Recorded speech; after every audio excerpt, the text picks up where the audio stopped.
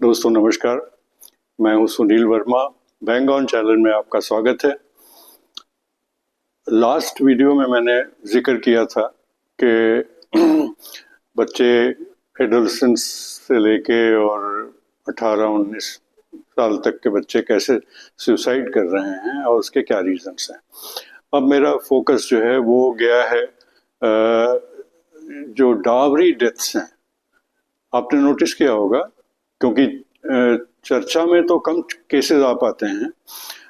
Dowry death अभी recently दो महीनों के अंदर देखा गया है, नोटिस किया गया है और बड़े अजीब व गरीब हालात में वो डावरी डेथ्स हुए हैं।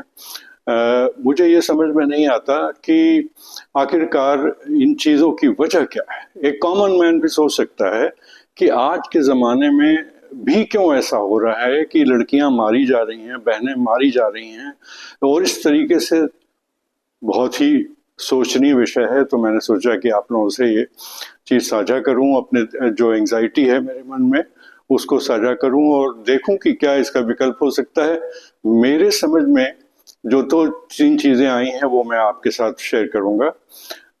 एक तो हमें अब ये हाई टाइम है कि इस ज़माने में इतना एडवांसमेंट के साथ इतनी पढ़ी लिखी लड़कियों के घर में होने के बाद भी हम आज पैदा होते ही और थोड़ी सी बड़ी होती है तो उसको कहना शुरू कर देते हैं कि बेटियां तो पराया धन है, ये तो चली जाएंगी दूसरे घर। ये क्या मजाक है? किसने कह दिया बेटियां पराया धन है?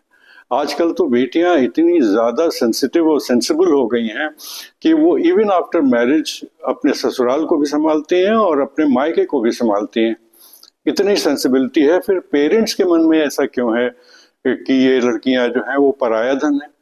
ये हमको कहना और सोचना और ट्रीट करना छोड़ना पड़ेगा, क्योंकि जब वो पराया धन है तो अजीब सी एक फीलिंग आती है कि वो बेटी, वो चीज, वो लड़की जिसको हमने बचपन से कलेजे का टुकड़ा माना है और उसको सडनली जाने देंगे और कह देंगे कि हाँ जी आप तो पराया धन हो, चली जाओ। फटता है दिल आदमी का, किसी का भी कलेजा फटता है जब बेटियां विदा होती हैं। तो ये फीलिंग के साथ अब हमको नहीं रहना होगा। बाकायदे उसको ये विचार देना होगा कि लड़कियां एज गुड एज लड़के और उसमें कोई फर्क नहीं है। तो शायद उनका जो मनोविज्ञान है लड़कियों का वो बदलेगा।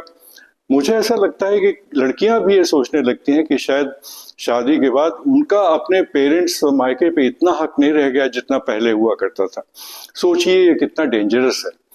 जबकि आजकल के माँ बाप ये सोचते हैं कि हमने लड़के और लड़की में कोई फर्क नहीं रखना है इवन आफ्टर मैरिज, लेकिन उनके मन में जो बसा हुआ है कि वो पराया धन है और अब उनका हक जो है वो पेरेंट्स के ऊपर उतना नहीं रह गया है जितना पहले हुआ करता था।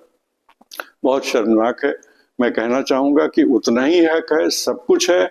और पेरेंट्स से ये रिक्वेस्ट है कि जब वो डिस्ट्रेस में लड़कियां होती हैं जिसको आपने बचपन से पाला है, उसके चेहरे के एक्सप्रेशन, उसके बिहेवियरल ऑर्डर्स, ये सब आप पहचान जाते हैं। और जब खास तौर से बेटियां आती हैं अपने मायके कुछ तकलीफ लेके कि जी ये मेरे यहाँ ऐसा हो रहा है, वैसा हो रहा है, तो आप उसको पैसिफाई करने के लिए हर समय कोशिश मत किया करिए। ये मत कहिए कि अरे बेटा ये तो शादी के बाद होता है, एडजस्ट हो जाएगा।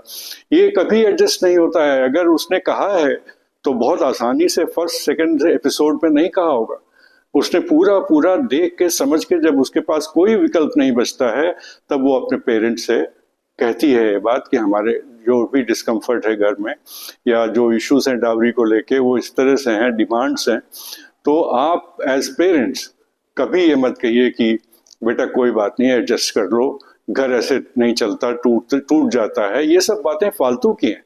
कोई घर नहीं टूटता। वो लड़की अगर आज अपने कॉन्फिडेंस को उसका अवेयर है और जानती है कि हमारे मम्मी पापा मॉरली भी मुझे सपोर्ट करेंगे, तो वो कभी भी, एक तो उसका एकदम रवैया डिफरेंट होगा और वो अदब के साथ अपनी बात रखने की गुंजाइश रखेगी और दबने वाली जो अबला नारी का कॉन्सेप्ट है वो ख़त्म हो जाएगा। और मैं समझता हूँ कि जो 5,000 से ऊपर डेथ्स एक साल में इन बेटियों के हो रहे हैं, जिनकी खबरें तो 2-4-10 की आती है, लेकिन बैकग्राउंड में कितने ये एपिसोड्स हो रहे हैं आप सोचिए माँ बाप के दिल पे क्या गुजरती है जिस समय कुछ ऐसा एपिसोड होता है। कभी मत करें उनको सब बहुत ज्यादा बियॉन्ड लिमिट स्पेसिफाई करने की कोशिश न करें। देख लें, आप खुद समझ के देख लें, वहां जाके देख लें, बात कर लें, और अगर मुनासिब लगता है तो आपको कोई ये हक नहीं देता कि आप जबरदस्ती उनको वहां पे ठेले रहें। शादियां होती हैं, अपने हिसाब से चलती हैं, नहीं चलती हैं एक अलग बात है, लेकिन जहां डाउरी का एपिसोड बीच में आता है, you should have a very clear concept कि हमको अपनी बेटी को पूरा सपोर्ट करना है, और चाहे वो छोड़ के आना चाहती हो, मैं ये भी कहने में तैयार हूं कि अगर ऐसा भी स्टेप वो लेना चाहती है तो उसको आप जबरदस्ती उसमें मत वापस करिए, क्योंकि उसका अंत इतना खतरनाक है कि जिसको आप जिंदगी भर रिपेंट करेंगे। और प्लीज ये मानिए कि ये एपिसोड जब होता है तो आपकी उसमें कहीं ना कहीं कॉन्सेंट अननोइंगली जो होती है वो उसकी वजह से होता है, और बाद में जब आप you can hardly do anything सिवाय पछताने के और रोने के, और कुछ नहीं होता है।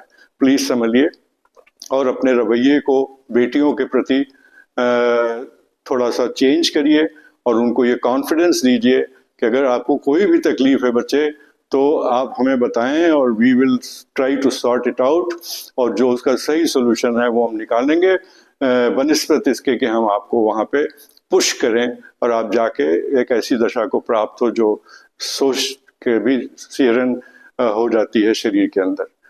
थैंक यू वेरी मच, आपने ये वीडियो देखा, कृपया इसको शेयर करिए और मेरे चैनल को सब्सक्राइब करिए, और पसंद आया हो तो इसको लाइक जरूर करिएगा। Thank you so very much.